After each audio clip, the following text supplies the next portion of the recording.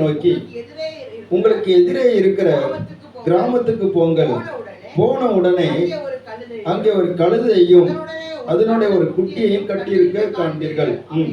அவைகளை அவிழ்த்து என்னிடத்தில் கொண்டு வாருங்கள் என்று சொல்லி ஆண்டவர் சொல்லுகிற வார்த்தை நம்ம பார்க்கிறோம். இன்றைக்கு அதிகமாக பேசப்படுகிற ஒரு காரியம், கழுதை குறித்து அதிகமாக பேசுவார்கள். நாம் அதிகமாக அதை குறித்து பேசுகிறது கிடையாது.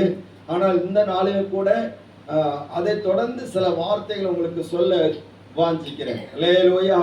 ஆண்டவர் இயேசு அவர் 2000 ஆண்டுகளுக்கு முன்பாக அவர் ஸ்தோத்திரம் இந்த உலகத்தில் அவர் இறங்கி வந்தார். அவர் இந்த உலகத்தில் அவர் பிறந்தது, அவர் வாழ்ந்தது, அவர் மரித்தது, அவர் உயிர்த்தெழுந்தது எல்லாமே சரித்திரமா இருக்கிறபடினாலே சரித்திரம் 2ஆக பிரிக்கப்பட்டு கிமு கிபி என்று சொல்லி ஸ்தோத்திரம் அன்றைக்குள்ள சரித்திர உருவாக்குகிறவர்கள் அப்படி பிரித்து காட்டினபடினாலே காலத்தை சரியாக அடையாளம் காண முடிகிறது. அருமையானவர்களே, இந்த நேரத்தில் நான் பார்க்கும்போது ஆண்டவர் இயேசு கிறிஸ்து அவர் சிலுவையில் அறையப்படுவதற்கு முன்பதாக அவர் எருசலேம் அவர் வீதியிலே அவர் கழுதையின் மேல் ஏறி வருகிறதை குறித்து தீர்க்கதரிசன வார்த்தைகள் சொல்லப்பட்டிருக்கிறது. சகரியா தீர்க்கதரிசன புஸ்தகம் 9ஆவது அதிகாரம் 9ஆவது வசனத்தில் நான் பார்க்கும்போது இதே வார்த்தை எழுதப்பட்டிருக்கிறது. வாசிக்கலாம்.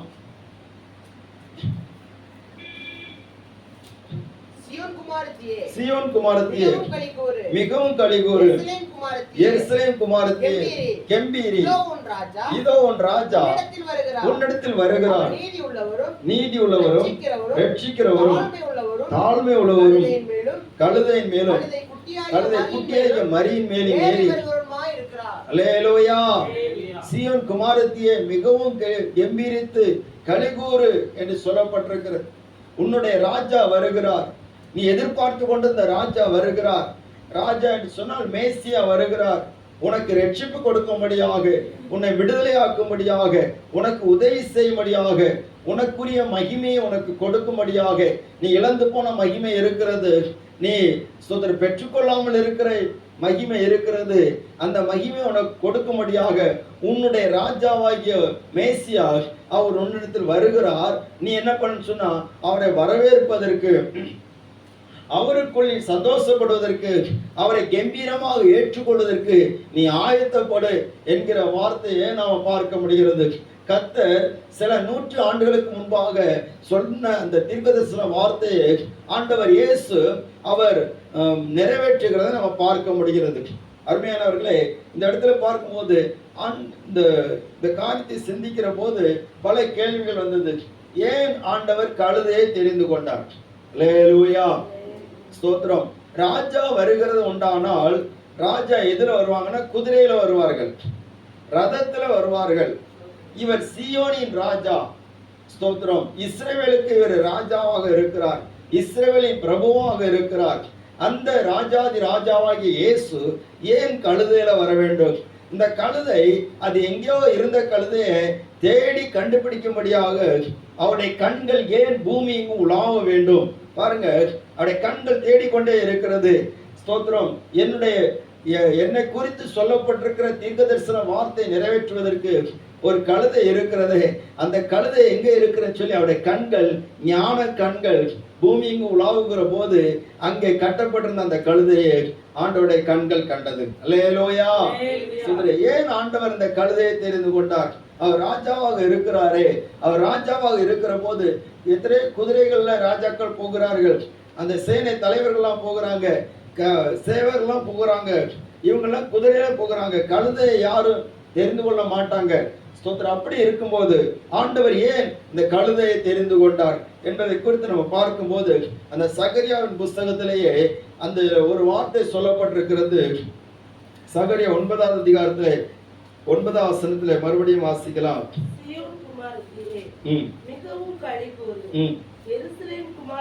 எருசலேம் குமாரத்தியே கெம்பீரி, இதோ உன் ராஜா உன்னிடத்தில் வருகிறார், அவர் நீதி உள்ளவரும் ரட்சிக்கிறவரும் தாழ்மை உள்ளவரும் கழுதையின் மேலும்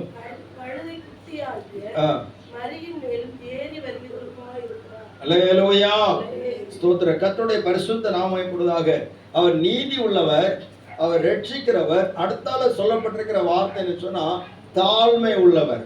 ஆமென். அல்லேலூயா. ஸ்தோத்திரம். நீதி உள்ளவராக இருக்கிறார், ரட்சிக்கிறவராக இருக்கிறார். அடுத்தால எப்படி இருக்கிறார்? தாழ்மை உள்ளவராக இருக்கிறார். அதுல முக்கியமான ஒரு காரியம் சொன்னா, அவர் கழுதையின் மேல் ஏறி போவதற்கு ஒரு முக்கிய காரணம் சொன்னா தாழ்மை உள்ளவராக தம்மை வெளிப்படுத்துகிறார். அல்லேலூயா, அல்லேலூயா, ஸ்தோத்திரம். தாழ்மை உள்ளவராக தம்மை தாழ்த்துகிறார். இந்த கழுதை யார் அதிகமா பயன்படுத்துவாங்கன்னு சொன்னா, ரொம்ப ஏழ்மையானவர்கள் தான் இந்த கழுதையை பயன்படுத்துவார்கள். அதிலேயும் அதிகமாக சுமை எடுப்பதற்கு தான் இந்த கழுதையை பயன்படுத்துவார்கள். ஸ்தோத்திரம். பாருங்க, பெரிய பெரிய ஆட்கள்லாம், வசதி உள்ளவங்கெல்லாம் கூடுதல் எதை தான் பயன்படுத்துவாங்க சொன்னா குதிரையை பயன்படுத்துவார்கள். இந்த கழுதைக்கு அடுத்தால இன்னொரு கோவேறு கழுதைகள் இருக்கிறது, அந்த ரகங்களை பயன்படுத்துவார்கள்.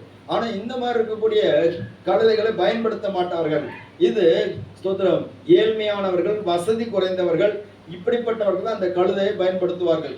இயேசு அவர் அந்த கழுதையை அவர் கட்டவிழ்த்து கொண்டு வரும்படியாக கட்டளையிட்டு அனுப்புகிறார். அல்லேலூயா. பாருங்க, இந்த இடத்துல நம்ம பார்க்கும்போது ஆண்டவர் ஸ்தோத்திரம், இயேசு அவரை குறித்து சொல்லப்பட்டிருக்கிறது, அவர் ராஜாதி ராஜாவாக இருக்கிறார். வெளிப்படுத்தின விசேஷம் 17வது அதிகாரம் 14வது வசனத்தை வாசிக்கும் போது அங்கே சொல்லப்பட்டிருக்கிற வசனத்தை வாசிக்கலாம்.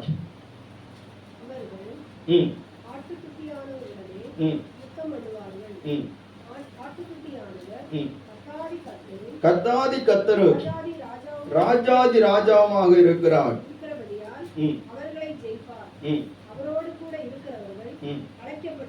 அழைக்கப்பட்டவர்கள், தெரிந்து கொள்ளப்பட்டவர்கள், உண்மை உள்ளவர்களுமாய் இருப்பார்கள். அல்லேலூயா. அவர் கர்த்தாதி கர்த்தர், அவர் ராஜாதி ராஜா. அப்போ இயேசு கிறிஸ்துவை குறித்து சொல்லப்பட்டிருக்கு, அவர் கர்த்தாதி கர்த்தர், அவர் ராஜாதி ராஜா, அவர் மகத்துவம் உள்ள ராஜா என்று சொல்லப்பட்டிருக்கிறது. அவர் அந்த மகிமை நிறைந்தவராக அவர் எருசலேம் வீதியில வர முடியாது. ஏனென்று சொன்னால் அவர் அந்த ராஜாதி ராஜாவாக, அவர் சீயோனின் ராஜாவாக அவர் இவ்வளவு பெரிய மகிமையில இறங்கி வந்தாரானால் யாரும் பக்கத்துல நிற்க முடியாது, நிக்க முடியாது. அல்லேலூயா. அப்ப ஏன் அவர் கழுதையை தெரிந்து கொண்டார்? தம்மை தாழ்த்தினார், தம்முடைய தாழ்மை அவர் வெளிப்படுத்தினார் என்று சொன்னால், அவர் தம்மை தாழ்த்தின போது அங்க கூடி அவரோடு கூட வந்தவங்களை யார் தெரியுமா? வாசிக்கலாம். லூக்கா எழுதின சுவிசேஷம் 19வது அதிகாரம் 30வது வசனத்தின் வாசிக்கிறோம். உங்களுக்கு எதிரே இருக்கிற கிராமத்துக்கு போங்கள், அங்கே அதிலே பிரவேசிக்கும் போது மனுஷரில் ஒவ்வொருவரும் ஒரு காலமும் ஏறிராத கழுதை குட்டியை கட்டியிருக்க காண்பீர்கள். அதை அவிழ்த்து கொண்டு வாருங்கள். அதை ஏன் அவிழ்க்கிறீர்கள் என்று யாராவது உங்களிடத்தில் கேட்டால் அது ஆண்டவருக்கு வேண்டும் என்று சொல்லுங்கள். ஸ்தோத்திரம். 37 வசனம். மலையின் அடிவாரத்துக்கு சமீபமாய் வருகையில் திரளான கூட்டமாகி சீசர் எல்லாரும் தாங்கள் சகல அற்புதங்களை குறித்து சந்தோஷப்பட்டு, கர்த்தருடைய நாமத்தினாலே வருகிற ராஜா ஸ்தோத்தரிக்கப்பட்டவர், பரலோகத்திலே சமாதானமும் உன்னதத்திலே மகிமை உண்டாவதாக என்று மிகுந்த சத்தத்தோட தேவனை புகழ்ந்தார்கள். இன்னொரு வசனம் கூட வாசிக்கலாமா? மத்தேயு சுவிசேஷம் 21வது அதிகாரம்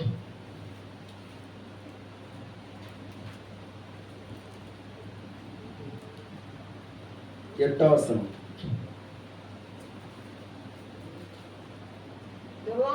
திரளான ஜனங்கள் தங்கள் வஸ்திரங்களை வழியிலே விரித்தார்கள், மலைக்கிளைகளை தரித்து வழியிலே பரப்பினார்கள்.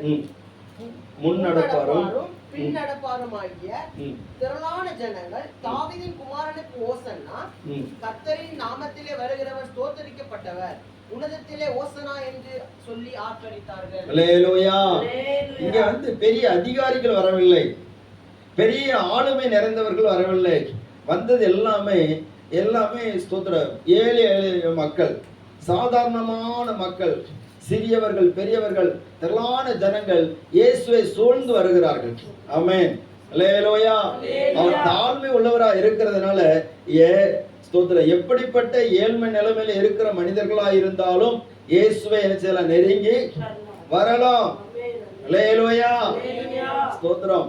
அவருடைய மகத்துவத்தை புரியாதவர்கள் அவரை பலவாறாக தூஷிக்கிறார்கள். அவர் எப்படிப்பட்டவர் என்பதை அறியாதவர்கள், ஸ்தோத்திரம், இந்த பரிசேயர் மாதிரி நியாய சாஸ்திரிகளை மாதிரி பலவாறாக இவருக்கு இந்த மகிமை போகக்கூடாது அதட்டுகிறார்கள், தடுக்கிறார்கள். ஆனால் அவர்தான் ராஜாதி ராஜா. அவர் மனிதனாக அவர் தம்மை தாழ்த்தி இந்த பூமியில இறங்கி வந்தார். அல்லேலூயா, ஸ்தோத்திரம். ஆனபடினாலே அவருடைய தாழ்மையை நாம் படித்துக் கொள்கிற நாமும் தாழ்மையுள்ளவர்களாக இருக்க வேண்டும் என்பதற்காகவே ஆண்டவர் அதை நமக்கு கற்றுக் கொடுக்கிறார். ஆண்டவர் கழுதையை தெரிந்து கொண்டதற்கு எதுக்கு தெரியுமா? கழுதை எதை குறித்து பெருமை பாராட்டார். அல்லேலூயா, கழுதைக்கு என்ன பெருமை? ஸ்தோத்திரம். அப்படித்தான் ஃபாதர் பெர்க்மன்ஸ் ஐயா தான் சொல்லுவாரு. அவர்கிட்ட கேட்டாங்களா, பேட்டி எடுத்தாங்களாம், ஐயா உங்க பாட்டு பூமி எங்கும் போகுது, உலகம் எங்கும் போகுது, எல்லாரும் பாடுறாங்க, உங்களுக்கு அதை குறித்து என்ன ஒரு பெருமை கூட இல்லையா? சொன்னாரு, கழுதைக்கு என்ன பெருமை? அல்லேலூயா. என் குரல் கழுதை குரல்னு சொல்லி அங்க ட்ரைனிங் சென்டர்ல அனுப்பி விட்டுட்டாங்க. கழுதை குரல், இந்த கழுதை குரலை கேட்கறதுக்கு, இந்த கழுதை குரலை கொண்டு ஆண்டவர் அநேகரை ரட்சிக்கிறாருன்னு இந்த கழுதைக்கு என்ன பெருமை இருக்கு? அல்லேலூயா, ஸ்தோத்திரம். ஒரு பெருமை கிடையாது. கழுதைக்கு மேல இருக்கிறவருக்கும் பெருமை கிடையாது. அவரும் தாழ்மையா இருக்கிறாரு. இந்த கழுதையும் தாழ்மையா இருக்கு. ஆண்டவர் கழுதையை தெரிந்து கொண்ட காரணம்னு சொன்னா, கழுதை ஒரு தாழ்மையான ஒரு பிராணி. ஏன்னு சொன்னா அதை யாருமே கண்டுக்கிட மாட்டாங்க. அது எவ்வளவு பெரிய உருவமா இருந்தாலும் கண்டுக்கிட மாட்டாங்க. அதை காண்கிறவங்க எல்லாம் அதனுடைய தோற்றத்தை பார்த்து இது ரொம்ப அழகற்றது என்று சொல்லி உதாசீனப்படுத்துவாங்க. வீட்டில் யாரையாவது திட்டணும்னாலுமே யாரதான் முதல்ல சொல்லுவாங்க? கழுதையை தான் சொல்லுவாங்க. அல்லேலூயா. அப்போ ஆண்டவர் அதை நம்ம கற்றுக் கொடுக்கிறார். நீ தாழ்மையா இருந்துன்னு சொன்னா நிறைய பேர் உன்னிடத்துல வருவாங்க. உன்னுடைய பெருமையை பார்த்தீங்கன்னா இருக்கிறவங்களாம் ஓடிடுவோம். ஸ்தோத்திரம். கிறிஸ்தவ வாழ்க்கையில ரொம்ப முக்கியமான விஷயம் என்ன? தாழ்மை. அல்லேலூயா, ஸ்தோத்திரம். தாழ்மையானவர்களிடத்தில் தேவனுடைய கிருபை தங்குகிறது. வேதம் சொல்லி இருக்கிறது, ஒரு மனிதன் ஆண்டவரிடத்துல வந்தான். அவன் வந்த போது என்ன சொன்னான்னா, ஆண்டவரே, நான் இந்த ஆயக்காரன் போலலாம் கிடையாது, விபச்சாரக்கார போல கிடையாது, பரிகாரன் பொருளாசக்காரன் இவனை போலலாம் கிடையாது, ஆனபடினா நான் உண்மை ஸ்தோத்தரிக்கிறேன் அப்படின்னா ஆண்டவர் அவனை விட்டுட்டார்.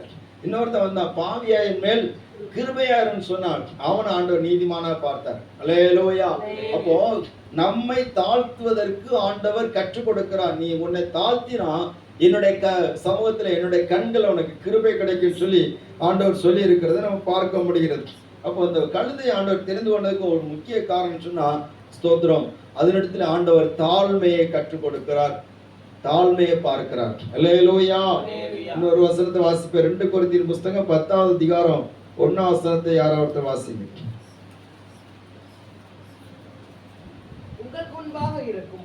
உங்களுக்கு முன்பாக இருக்கும்போது தாழ்மையாயும் தூரத்தில் இருக்கும்போது உங்கள் மேல் கண்டிப்பாய் இருக்கிற பவுலாகிய நான் கிறிஸ்துவின் சாந்தத்தையும் தயவை முன்னிட்டு, அல்லேலூயா, பவுல் சொல்றாரு, உங்க முன்னாடி இருக்கும்போது நான் எப்படி இருக்கிறேன்? தாழ்மையா இருக்கிறேன். நான் தூரத்தில் இருக்கும்போது கண்டிப்பா இருக்கிறேன். அவர் சொல்றாரு, இன்னும் நான் உங்ககிட்ட வந்து என்ன தாழ்த்தணுமா?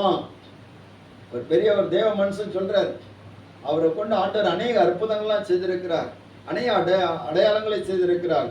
கடைசி காலத்துக்குரிய அத்தனை நிறுவங்களையும் பவுலை கொண்டு ஆண்டவர் எழுதியிருக்கிறார். அப்படிப்பட்ட மனுஷன் சொல்கிறார், நான் உங்களுக்கு முன்னாடி இருக்கும்போது எப்படி இருக்கிறேன்? தாழ்மையா இருக்கிறேன். ஸ்தோத்திரம். வீட்டுல ஒருத்தருக்கு தாழ்மையா இருக்கிறோமா? தாழ்மை ரொம்ப அவசியமா இருக்கு. தாழ்மையும் வேணும், நம்ம எப்படி இருக்கணும்? கண்டிப்பும் வேணும். அல்லேலூயா. ஒரு அழைப்பு, அல்லேலூயா. தாழ்மையை வேணும், என்ன வேணும்? கண்டிப்பும் வேணும். ஆண்டவர் தாழ்மையா இருந்தாரு, அதே இடத்துல கண்டிப்பா இருந்தார். ஸ்தோத்திரம். தாழ்மையா இருந்தவர் தேவாலயத்தில் போய் கண்டிக்கவும் தவறவில்லை. ஸ்தோத்திரம். அல்லேலூயா. நிறைய நேரத்துல தாழ்மையா இருக்கிறோம்னு சொல்லிட்டு அப்படி போயிட்டே இருப்பாங்க. சண்டை போடறதுக்கு சொல்லல, நம்ம சில காரியங்களை தீர்மானங்களில் உறுதி உள்ளவர்களாக, தேவனுக்காக வைராக்கியம் உள்ளவர்களாக இருக்கணும். அதுதான் வேதம் சொல்லி இருக்கிறது. ஸ்தோத்திரம். பிலிப்பியர்கள் நிறுவ 2ஆம் அதிகாரம் 3ஆம் வசனம் சொல்லப்பட்டிருக்கிறது. பிலிப்பியர் 2:3.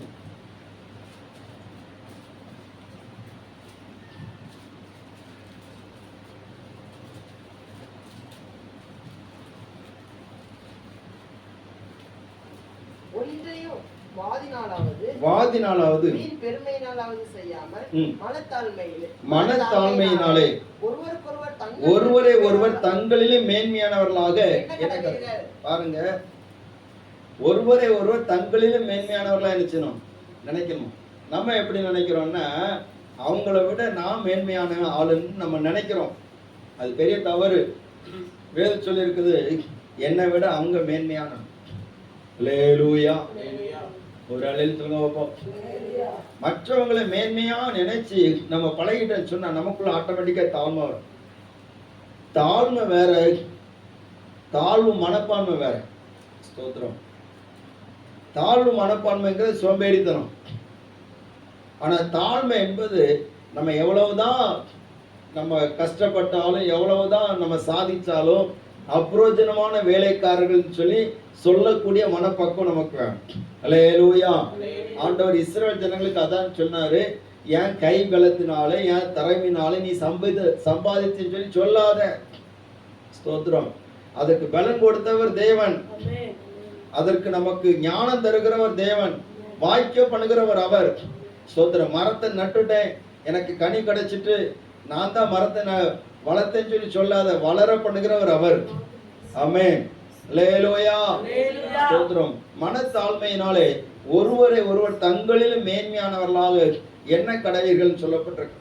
அப்போ ஆண்டவர் கழுதின் மேல அவர் ஏறி போன காரணம் சொன்னா தாழ்மையை வெளிப்படுத்துகிறார். அதே தாழ்மையை நமக்கும் கற்றுக் கொடுக்கிறார். ஒருவேளை அவர் குதிரை மேல பேர்ப்பார் சொன்னா சீசர்கள் ஸ்தோத்திரம் அதை பார்க்கும்போது அவரே குதிரை மேல போயிட்டாரு. அல்லேலூயா. அப்படின்னு அவங்க வேற ஏதாவது பார்த்திருப்பாங்க. ஸ்தோத்திரம். ஆண்டவரிடத்துல இருந்து ஒவ்வொரு காரியங்களை பார்க்கும் போது அவருக்குள்ளால எல்லாமே மற்றவர்கள் எதிர்பார்க்கிறபடி இல்லை. இயேசுவை ராஜாவாக பிடித்து கொண்டு போய் ராஜாவாக்கும்படியா பிரயாசப்பட்டவங்க கூட பாக்குறாங்க, இவர் ராஜாவாக இருக்கிறேன்னு சொல்றாரு, ஆனா இவர் கழுதை மேல போறாரு. கழுதை ராஜா கழுதை மேலே போவாரு அப்படிங்கிற பல கேள்விகள் வருகிறது. ஆனால் அவர் ராஜா தான், அவர் தம்மை தாழ்த்தின ராஜா. அல்லேலூயா. அல்லேலூயா. இன்னைக்கு பூமியின் ராஜாக்கள் ஒருவர் தாழ்த்துவதற்கு மனமேற்றவர்களாக. ஸ்தோத்திரம். ஒருத்தர் தாழ்ந்து போயாச்சுன்னா இன்னொருத்தர் தாழ்ந்து போகலாம். ஒரு பெரிய ஒரு சமாதானம் வந்துடும், வரமாட்டேங்குது. உன்னை விட நான் பெரிய ஆளுன்னு சொல்லி காட்டுவதற்காக பல உயிர்கள் அழிகிறது. அல்லேலூயா. தாழ்மை எங்க இருக்குதோ அங்க பெரிய ஒரு சமாதானம் உண்டாகும். அப்போ தாழ்மை வெளிப்படுத்த முடியாத ஆண்டவர் இயேசு அவர் கழுதையின் மேல வந்தார். இரண்டாவது காரியமாக ஸ்தோத்திரம், மத்தேயு எழுதின சுவிசேஷம் 21ஆம் அதிகாரம் 7ஆம் வசனத்தை ஒருவர் வாசிக்கும்.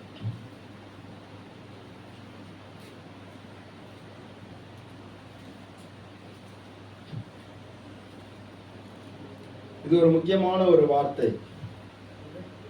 1:7 அந்த பக்கத்தை விட்டுறக்கூடாது. மத்தேயு 21ஆம் அதிகாரத்தை விட்டுறக்கூடாது. அதுல தான் நம்ம அதிகமான வார்த்தைகள் இருக்கு. ஸ்தோத்திரம். 21:7 கழுதையையும் குட்டியையும் கொண்டு வந்து அவர்கள் அவைகள் மேல் தங்கள் வஸ்திரங்களை போட்டு அவரை ஏற்றினார்கள். அல்லேலூயா. ஸ்தோத்திரம். அதுக்கு முன்னாடி அவரை ஏற்றதுக்கு முன்னாடி இந்த கழுதை அவுத்தாங்க தெரியுமா? இந்த அவிழ்க்கும் போது என்ன கேட்கிறாங்க? இதை ஏன் அவிழ்க்கிறீர்கள், ஏன் அவிழ்க்கிறீங்கன்னு சொல்லி கேட்டதுன்னு என்ன அர்த்தம்? ஏன் கேட்க கூடாதா? அப்படி யார் கேட்பான்? ஒரு கழுதையை கட்டி வச்சிருக்குது, ஏன் அவிழ்க்கிறீங்கன்னு சொல்லி யாரு கேட்பான்? அந்த கழுதைக்கு யார் சொந்தக்காரங்களோ அவங்க கேட்பாங்க. இல்லாட்டா அந்த கழுதையை யார் கண்காணிக்கிறாங்களோ அவங்க கேட்பாங்க. கேட்டது நியாயமா இல்லையா? நியாயம். ஸ்தோத்திரம். அப்போ இயேசு அதுக்கு தகுந்த பதிலை சொல்லி அனுப்புகிறார். அப்ப இந்த கழுதை மேல இயேசு ஏறி போகிறாருன்னா இது யாருடைய கழுதை தெரியுமா? இவருடைய கழுதை கிடையாது. அல்லேலூயா. இது யாருடைய கழுதை? வேற ஒருத்தனுடைய கழுதை. புரியுதா உங்களுக்கு? இந்த கழுதை இயேசுவுக்கு சொந்தமான கழுதை கிடையாது.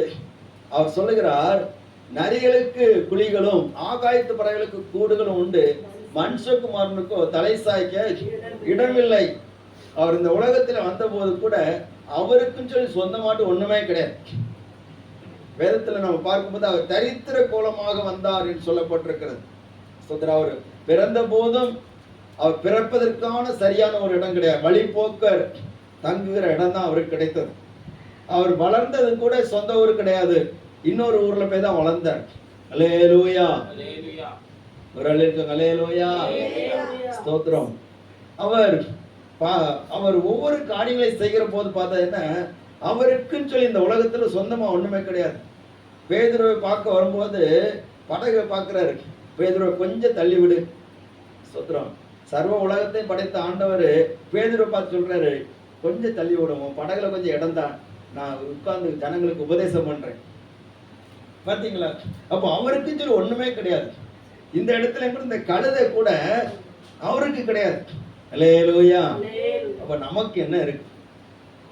இந்த பூமி நமக்கு எதுவுமே சொந்தம் கிடையாது என்பதை வெளிப்படுத்துங்க. அது மட்டும் இல்ல, இந்த கழுதைக்கு இன்னொரு காரியம் சொன்னா, இது அவருக்கு சொந்தம் கிடையாது, இது இன்னொருவனுடையது. இயேசு இந்த கழுதையை வைத்துக் கொண்டு ஒரு முழுவதும் சொந்தம் கொண்டாடவில்லை. இந்த கழுதை இயேசு சுமந்த நேரம் எவ்வளவு, எத்தனை கிலோமீட்டர் சுமந்து தெரியுமா உங்களுக்கு? அல்லேலூயா. நல்லா கவனிங்க. 2 மைல். நீங்க யோவான் சுவிசேஷம் 11வது அதிகாரம் 18வது வசனத்தை வாசிக்க பார்ப்போம். பெத்தானியா ஊர் எருசலேமுக்கு சமீபமாய் ஏறக்குறைய 2 மைல் தூரத்தில் இருந்தது. பெத்தானியா ஊர் எருசலேமுக்கு சமீபமாய் ஏறக்குறைய 2 மைல் தூரம். 2 மைல். 2 மைல் சொன்னா கிட்டத்தட்ட ஒரு 3.5 கிலோமீட்டர் வரும்.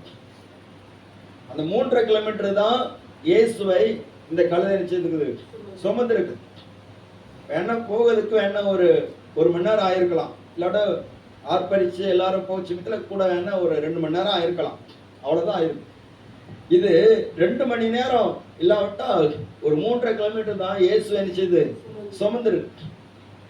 இந்த இந்த இவ்வளவு நேரம் கொஞ்ச நேரம் சுமந்ததுக்கு இந்த கழுதைக்கு கூடிய மேன்மை பாருங்க. ஒரு அல்லேலூயா சொல்லக்கூடாதான்? அல்லேலூயா. இயேசு சுமந்ததுனால எத்தனையோ கழுதைகள் இருக்குது. ஆனா இன்னைக்கு வரைக்கும் அந்த கழுதையை பத்தி நம்ம பேசுறோம் பார்த்தீங்களா? ஸ்தோத்திரம். அல்லேலூயா. இது இயேசுவுக்கு சொந்தமான கழுதை கிடையாது. இயேசுவை ரொம்ப நேரம் சுமந்ததும் கிடையாது, பல கிலோமீட்டர் கொண்டு போனதும் கிடையாது. கொஞ்ச தூரம் சுமந்து இருக்குது, கொஞ்ச நேரம் சுமந்து இருக்குது. ஆனா இந்த கழுதையை இன்னைக்கு வரைக்கும் நம்ம சொல்லிட்டு இருக்கிறோம். அல்லேலூயா. அப்போ இதை தியானிக்கும் போது எனக்கு மனசுல தோணுச்சு, கொஞ்ச நேரம் சுமந்த கழுதைக்கு இவ்வளவு மேன்மை சொன்னா, ஸ்தோத்திரம், உங்களே என்னையும் ஆண்டவர் எவ்வளவு மேன்மையா வச்சிருக்கிறார். ஒரு அல்லேலூயா சொல்லுங்க வைப்போம். கையை தட்டி ஆண்டவர் மகிமைப்படுத்து. அல்லேலூயா. அல்லேலூயா. ஸ்தோத்திரம். ஆண்டவர் சொன்னார், வருத்தப்பட்டு பாரம் சுமக்கிறவர்களை நீங்கள் எல்லாரும் என்னிடத்தில் வாருங்கள், நான் உங்களுக்கு இளைப்பாறுதலை தருவேன் சொன்னார். பாருங்க, அப்போ இயேசுவை கொஞ்ச நேரம் தான் சுமந்துச்சு அந்த கழுதை. கொஞ்ச நேரம் தான், கொஞ்ச நேரம் சுமந்ததுக்கு அவ்வளவு மேன்மை இருக்குன்னு சொன்னால், நம்முடைய வாழ்க்கையின் நாம் ஒவ்வொரு நாளும் நம்முடைய மனதிலே, நம்முடைய ஆத்மாவிலே, நம்முடைய ஸ்தோத்திரம் வாழ்க்கையின் ஒவ்வொரு பகுதிகளிலேயும் இயேசுவை நாம் இடம் கொடுத்து அவரை உயர்த்தும் போது நம்மை ஆண்டவர் மேன்மைப்படுத்துவார். அல்லேலூயா. அவர் இருக்கிற வரைக்கும் தான் நமக்கு மேன்மை. அவருக்கு நம்முடைய உள்ளத்துல இடம் கொடுக்கிற வரைக்கும் தான் மேன்மை. நிறைய தேவையில்லாததெல்லாம் மனசுல சுமந்துட்டு திரியிறாங்க, மனசுல சுமந்து சுமந்து இழைச்சி போறாங்க. ஸ்தோத்திரம். அல்லேலூயா. மனதில் எதெல்லாம் சுமக்கிறாங்க தெரியுமா? சிலர் பழைய எகிப்தை சுமந்துட்டு வராங்க. அப்போஸ்தலர் நடவடிக்கைகளின் புஸ்தகம் 7வது அதிகாரம்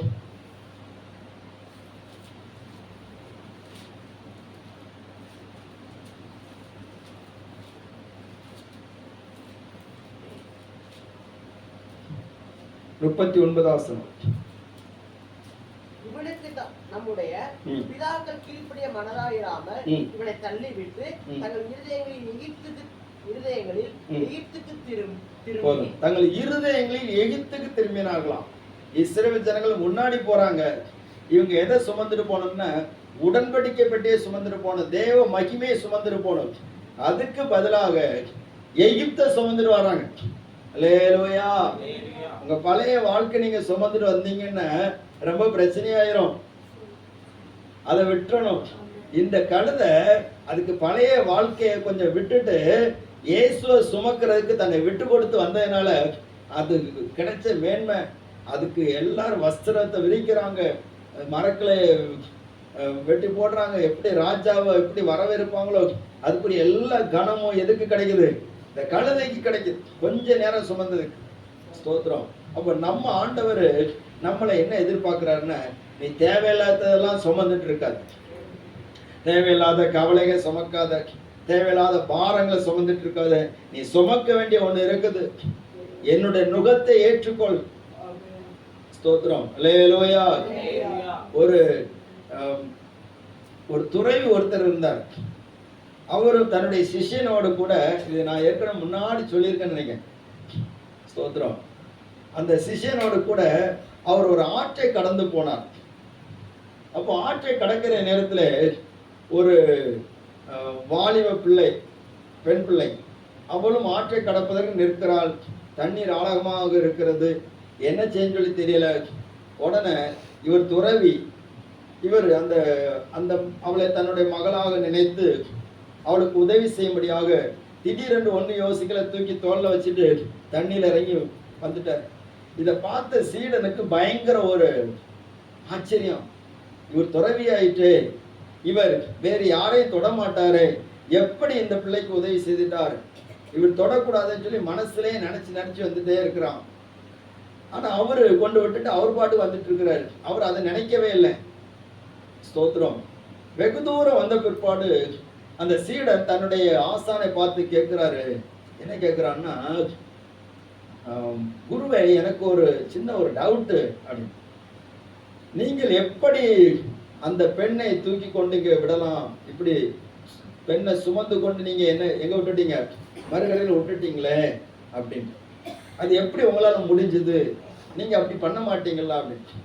உடனே இவர் சொன்னாராம், சோத்திரம், நான் அந்த ஆற்றை கடந்து தான் கொண்டு விட்டேன், அந்த நீரோடை கடந்து தான் அவளை கொண்டு விட்டுட்டு நான் வந்துட்டேன். ஆனா நீ அங்க இருந்து இங்க வரைக்கும் நினைச்சு இருக்கிற, நீ சுமந்துட்டு வரியா, அது எப்படின்னு சொல்லி கேட்டான். புரியுதா உங்களுக்கு? அல்லேலூயா. நான் விட்டது அது வரைக்கும் கொண்டு விட்டுட்டேன். ஆனா நீ இத்தனை கிலோமீட்டர் சுமந்துட்டு வந்திருக்கிறியே, உன் மனசுக்குள்ள இது சுமந்துட்டு வந்திருக்க, அது எப்படி? நான் செய்தது குற்றமா, நீ செய்தது குற்றமா? ஆண்டவர் அதான் சொன்னாரு, உன் மனசுல நீ நினைச்சாலே பாவம் சொல்லி இருக்கிறாரு. உன் மனசுக்குள்ள அந்த எண்ணம் வந்தாலே நீ நினைச்சது பாவம் செய்து ஆயிற்று. அல்லேலூயா. தேவையில்லாத காரியங்கள் நம்முடைய மனதில் நிறைய சுமந்துட்டு இருக்கிறோம். அதை சுமக்கிறது போது அது நமக்கு பாரமா இருக்குது, அது நமக்கு வேதனை உண்டாக்குறதாக இருக்கிறது. அல்லேலூயா. ஸ்தோத்திரம். கர்த்தருடைய பரிசுத்த நாமம் மயப்படுது. ஆண்டவர் சொன்னார், உன் பாரத்தை, தேவையில்லாத பாரத்தெல்லாம் நீ சுமக்காத. இன்னும் ஏசாயா தீர்க்கதரிசன புஸ்தகம் 45வது அதிகாரம் 20வது வசனம், 46வது அதிகாரம் 7வது வசனம், 45-20 வாசிங்க பார்ப்போம். ஜாதிகளிடத்தில் தப்பினவர்களே, கூட்டம் கூடி வாருங்கள், ஏகமாய் சேருங்கள். தங்கள் நித்திரமாகிய மரத்தை சுமந்து ரட்சிக்க மாட்டாத தேவனை தொழுது கொள்வர்கள் அறிவில்லாதவர்கள். அல்லேலூயா. ரட்சிக்க மாட்டாத தெய்வத்தை தொழுது கொள்கிறவர்கள் எப்படிப்பட்டவர்கள்? அறிவில்லாதவர்கள். 46வது அதிகாரம் 7வது வசனம் சொல்லப்பட்டிருக்கு, மனிதன் தெய்வத்தை என்ன செய்றான்? சுமக்கிறான். அல்லேலூயா. இப்படி ஸ்தோத்திரம், இப்படி சுமக்கிறதுனால நமக்கு ஒரு பிரயோஜனம் கிடையாது. நம்ம பார்க்கிறோம், நிறைய தேவையில்லாததெல்லாம் மனிதர்கள் சுமந்துட்டே இருக்கிறாங்க. ஸ்தோத்திரம். அல்லேலூயா. அப்போ தெய்வத்தை மனுஷன் சுமக்கிறான். எப்படியாவது தெய்வம் என்னை ரட்சிக்கும், என்னை ரட்சிக்கும், என்னை ரட்சிக்கும். கல்லையும் மண்ணையும் சுமக்கிறான், படைத்தவைகளை சுமந்துகிட்டு இருக்கிறான், சிருஷ்டியை சுமந்துட்டு இருக்கிறான். ஆனா சிருஷ்டிகரை சுமப்பதற்கு, தன்னுடைய இருதயத்துல சுமப்பதற்கு முடியல. ஆண்டவர் தோல்ல சுமந்திருப்போம் சொல்லல, என்னை உன்னுடைய மனதில் நீ ஏற்றுக்கொள் என்று சொல்லுகிறார். அல்லேலூயா, அல்லேலூயா. கர்த்தருடைய நாமம் மகிமைப்படுவதாக. தேவ பிள்ளைகளே, ஸ்தோத்திரம். தெய்வம் அல்லாதவைகளை சுமக்கிறவர்களுக்கு அநேக பாரங்களும் கஷ்டங்களும் அவங்களுடைய வாழ்க்கையிலே நம்பிக்கை இல்லாத காரியங்களும் நடந்தே இருக்கிறது. ஆனால் ஆண்டவர் சொல்லுகிறாரு, ஸ்தோத்திரம், இந்த கழுதை கொஞ்ச நேரம் ஆண்டவரை சுமந்தது, ஆனா அதுக்கு நல்ல ஒரு மேன்மை ஆண்டவர் கொடுத்தார். உன் வாழ்க்கையில கர்த்தரா இயேசு கிறிஸ்துவுக்கு உன் வாழ்க்கையில இடம் கொடுப்பாய், ஆனால் உங்க குடும்பத்துல கர்த்தர் மேன்மையானவைகளை கட்டளையிடுவார். அல்லேலூயா. கர்த்தருடைய நாமம் மகிமைப்படுவதாக. ஸ்தோத்திரம். 2 கொரிந்தியர் 5ஆம் அதிகாரம் 4ஆம் வசனம் சொல்லப்பட்டிருக்கிறது. 2 கொரிந்தியர் 5:4.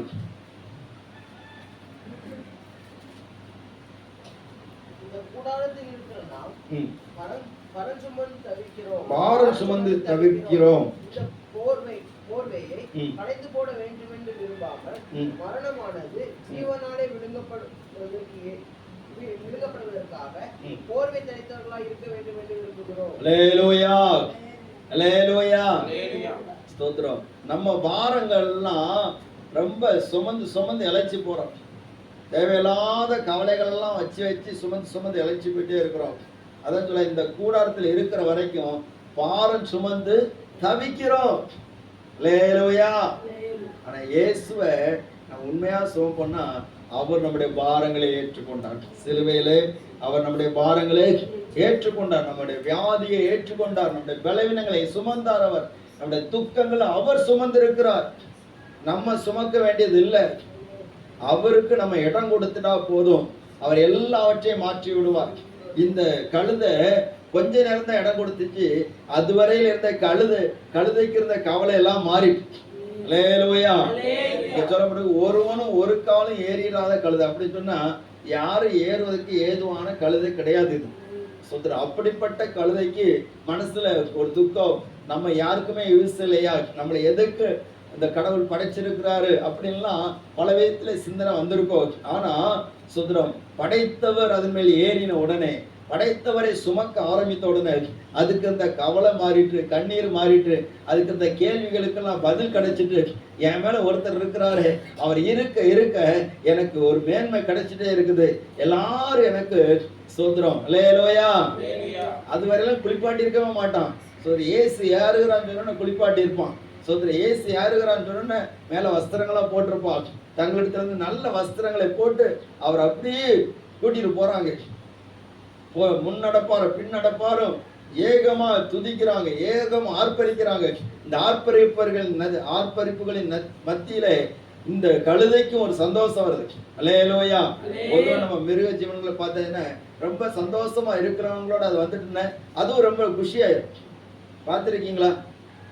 ஒரு ஆட்டுக்குட்டி எடுத்துக்கிட்டா ரொம்ப குஷி ஆயிரும், ஒரு நாயை எடுத்துக்கிட்டா குஷி ஆயிரும். இதே போல ரொம்ப சந்தோஷமாக ஆண்டவர் துதிக்கிற கூட்டத்துல இந்த கழுதை போச்சுமையும் அதுக்கு ஒரு குஷி வந்துடுது. அல்லேலூயா.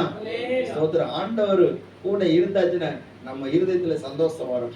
தேவையில்லாததெல்லாம் பிசாசு மனசுல கொண்டு சுமக்கிறது வைக்கிறான். சிலவங்களுக்கு இன்ஸ்டாகிராம் சுமந்துட்டு இருக்கிறாங்க, சிலவங்க ஃபேஸ்புக் சுமந்துட்டு இருக்கிறாங்க, சிலர் வாட்ஸ்அப் சுமந்துட்டு இருக்காங்க, சிலர் சோதரம் மனித அன்புகளை இருதயத்துல நினைச்சாங்க சுமந்துட்டு இருக்கிறாங்க. அல்லேலூயா. பழைய காலத்துல சொல்லுவாங்க, சோதரம் தோல்வியில அகப்பட்டவன் இவனுக்கு பாட்டை பாடுவாங்க அப்படின்னு. அல்லேலூயா. அந்த மனுஷனுக்கு பேரு நல்ல பேர் தான், ஆனா நம்ம சொல்ல விரும்பல. அவருக்கும் இயேசுதாஸ் என்கிற பேர் தான் அவருக்கு பேர். ஸ்தோத்திரம். அல்லேலூயா. ஸ்தோத்திரம். இவருக்கு பாட்டை பாடுவாங்க அப்படின்னு. ஏன்னா தேவையில்லாதெல்லாம் சுமந்து ரொம்ப பிரச்சனை. அதனால ஒரு நிம்மதி போகுது, அதனால சந்தோஷம் போகுது, நம்ம நேரமும் போகுது, நம்ம வாழ்க்கையும் போகுது, நம்ம வாழ்க்கையின் லட்சியம் எல்லாம் போய்விடுகிறது. அல்லேலூயா. இயேசு கழுதையை தெரிந்து கொண்டதுக்கு ஒரு முக்கிய காரணம் சொன்னால், முதல்ல தாழ்மை ஆண்டவர் கற்றுக் கொடுக்கிறார். முதல்ல அவர் தாழ்மையை வெளிப்படுத்துகிறார். ரெண்டாவது, இது கொஞ்ச நேரம் இயேசுவை சுமந்ததுனால அதுக்கு மேன்மை கிடைச்சது. அது மட்டுமல்ல, இந்த கழுதை தனக்கு சொந்தமானதல்ல, இது இன்னொருவனுடையது. அல்லேலூயா, ஸ்தோத்திரம். ஆனா கொஞ்ச நேரம் தான் சுமந்துச்சு, கொஞ்ச நேரம் இயேசுவுக்காக தன்னை விட்டு கொடுத்தது. நீங்களும் கொஞ்ச நேரம் ஆண்டவருக்காக உங்களை விட்டு கொடுப்பீங்க சொன்னால் ஆண்டவர் உங்களை மேன்மைப்படுத்துவார். கொஞ்ச நேரம் ஆண்டவருடைய சமத்துல ஜெபம் பண்ணதுக்கு விட்டு கொடுங்க, கொஞ்சம் ஆண்டவருக்காக கொடுக்க விட்டு கொடுங்க, ஆண்டவருக்காக பிரயாசப்பட விட்டு கொடுங்க. ஏதாவது ஆண்டவருக்காக செய்யணும் அப்படின்னு சொல்லி கொஞ்சம் இயேசுவின் பாரத்தை நம்ம பாரமா ஏற்று நம்ம செயல்படும் போது கர்த்தர் நிச்சயமா மேன்மைப்படுத்துவார். அல்லேலூயா, ஸ்தோத்திரம். அநேக தேவ மனிதர்களுடைய வாழ்க்கையை பார்க்கும்போது ஆண்டவருடைய பாரத்தை அவர்கள் ஏற்றுக்கொண்ட போது அவங்க எப்படி தேசத்தில் ஆண்டவருக்காக பயன்பட்டு இருக்கிறாங்கன்னு சொல்லி நம்ம பார்க்க முடியுது. ஸ்தோத்திரம். கர்த்தருடைய நாமம் இப்பொழுதாக பால்யங்கிச்சோ என்கிற தேவ மனுஷன், அவருக்கு ஆண்டவரை குறித்து சொன்னது ஒரு சின்ன வாலிப பிள்ளை, 12 வயசு பிள்ளை. அந்த பிள்ளைக்குள்ளால ஒரு பாரம், இயேசுவின் பாரம் வந்தது. இந்த சகோதரனுக்கு இந்த அண்ணனுக்கு சுவிசேஷத்தை சொல்லணுங்கிற பாரம் வந்தது. ஆண்டவர் அந்த பாரத்தை அந்த மகளுடைய இருதயத்தில் வைத்தார். அதை போய் சொல்லும் போது அடி கிடைத்தது உண்மைதான். அவர் ரொம்ப திட்டி விட்டுட்டாரு. ஆனாலும் அந்த அழுகையோடு போய் சொன்னதுனால இன்னைக்கு முழு உலகத்துக்கும் ஒரு பெரிய ஒரு ரட்சிப்பு உண்டாக்குற தேவ மனிதனாக கர்த்தர் அந்த மனிதனை உயர்த்தி விட்டார். அல்லேலூயா. ஆண்டவருக்காக ஏதாவது ஒண்ணு செய்வதற்கு நம்ம அர்ப்பணிக்கணும். மூன்றாவது பார்க்கும்போது மத்தேயு சுவிசேஷம் 21வது அதிகாரம் 10ஆம் வசனத்தை பார்க்கும்போது, ஸ்தோத்திரம், 21:10. அவர் எருசலேமுக்குள் பிரவேசிக்கையில் யாவரும் ஆச்சரியப்பட்டு, போதும் கவனிங்க, இந்த கழுதை எங்க இருந்த கழுதை தெரியுமா? பெத்தானியால இருந்தது. பெத்தானியா ஊர்ல இருந்தது, கிராமத்து, சின்ன கிராமத்துல இருந்தது. எருசலேம் என்பது பட்டணம், சரியா? அல்லேலூயா, அல்லேலூயா, ஸ்தோத்திரம். Thank you Jesus. தட்டி விடு. அல்லேலூயா. களைப்பா இருக்கிறவங்களுக்கு களைப்பாற்றுகிற இடமாக, இளைப்பாறுகிற ஸ்தலமாக தேவனுடைய சமூகம் நினைச்சது இருக்குது. ஸ்தோத்திரம், ஸ்தோத்திரம். இன்னும் 1 மணி நேரம், இன்னும் ஒரு 1/2 மணி நேரம் கழிச்சு எவ்வளவு நாளும் என்ன செய்யலாம்? இளைப்பாறிட்டு போகலாம். அல்லேலூயா, ஸ்தோத்திரம். கர்த்தர் உங்களை ஆசீர்வதிப்பாராக. கவனிங்க,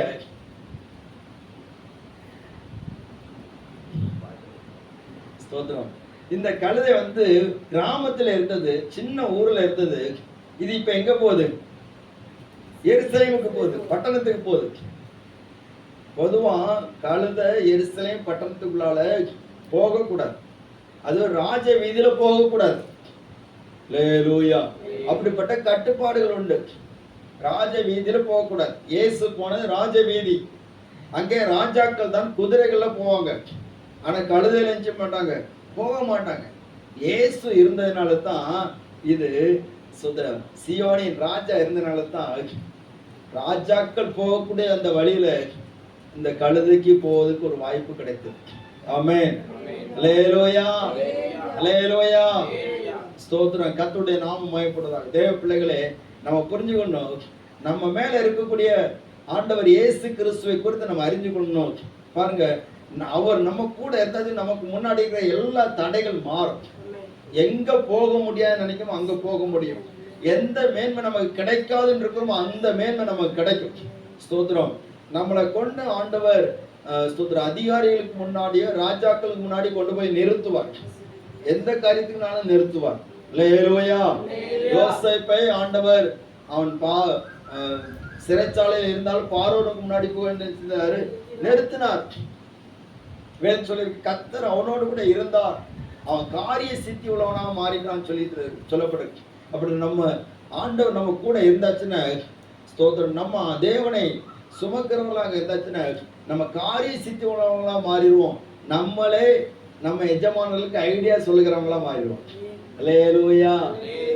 ஒரு அல்லேலூயா சொல்லுங்க வைப்போம். எகிப்துல பார்வோனுக்கு ஆலோசனை சொன்னது யாரு? யோசேப்பு. அப்ப பார்வோனுக்கு யோசனை சொல்லக்கூடிய அளவுக்கு கர்த்தர் யோசேப்பை உயர்த்தி விட்டார்.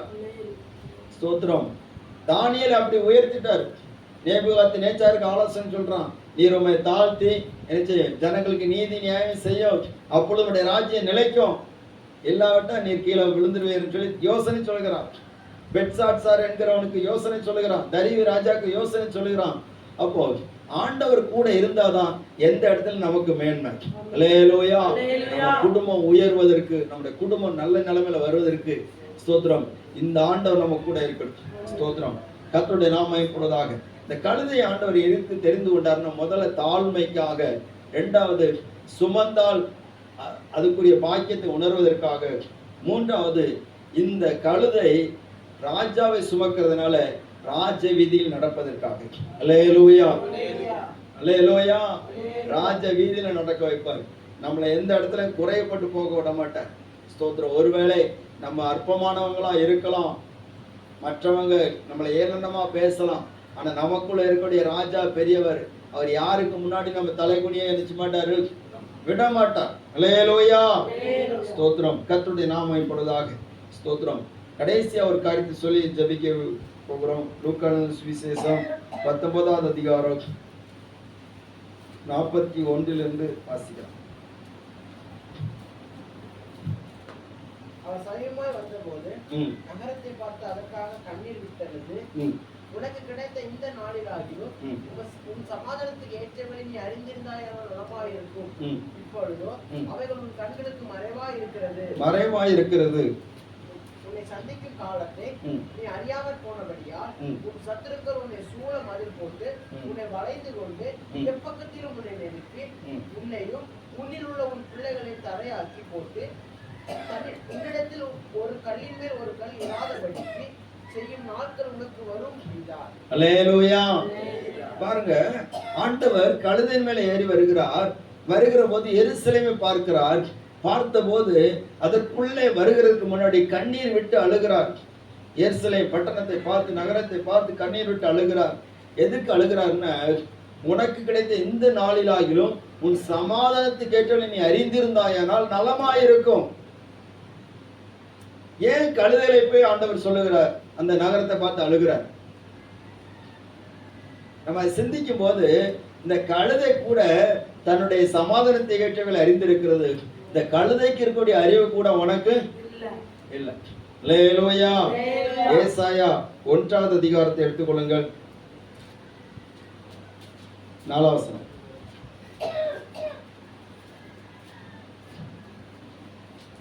ஐயோ, பாவமுள்ள ஜாதியும் அக்கிரமத்தால் பாரம் சுமந்த ஜனமும் பொல்லாதவர்களின் சந்ததியும் கேடு உண்டாக்குகிற புத்திரோருமாய் இருக்கிறார்கள். கர்த்தரை விட்டு இஸ்ரவேலின் பரிசுத்தருக்கு கோபம் உண்டாக்கி பின்வாங்கி போனார்கள். ஸ்தோத்திரம். அல்லேலூயா. கர்த்தரை விட்டு இஸ்ரவேலின் பரிசுத்தருக்கு கோபம் உண்டாக்கி பின்வாங்கி போனார்கள்.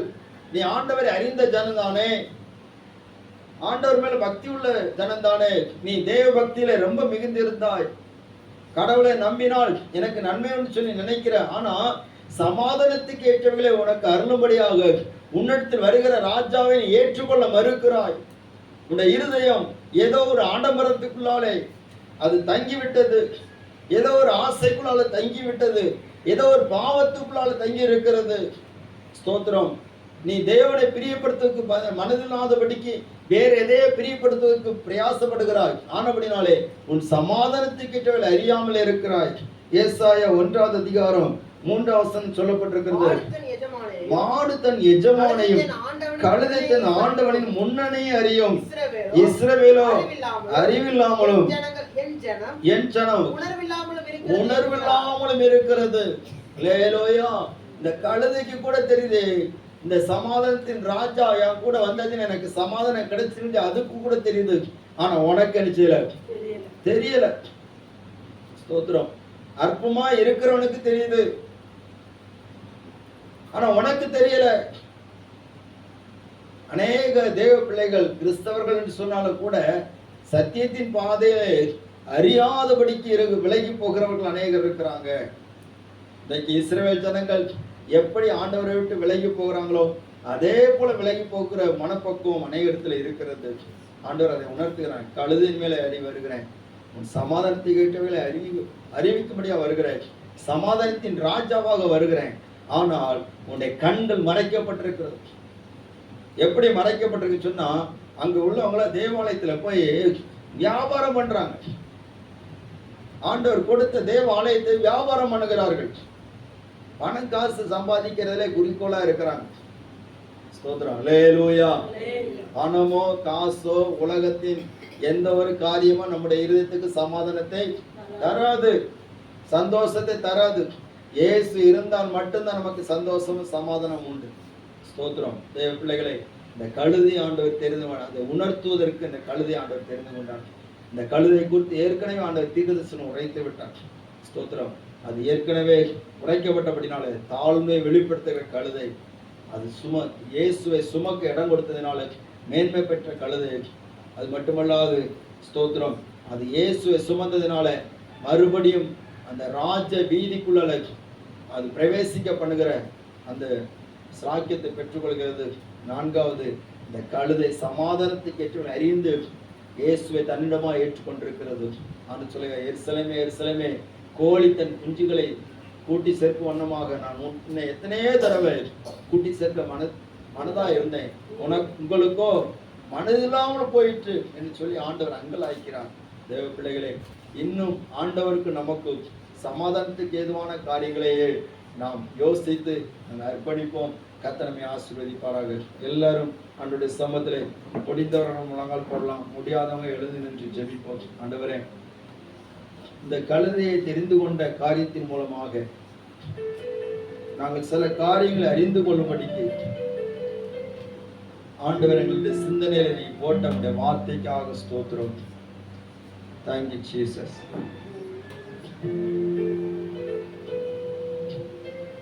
அவர் தாழ்மை உள்ளவராக இருக்கிறது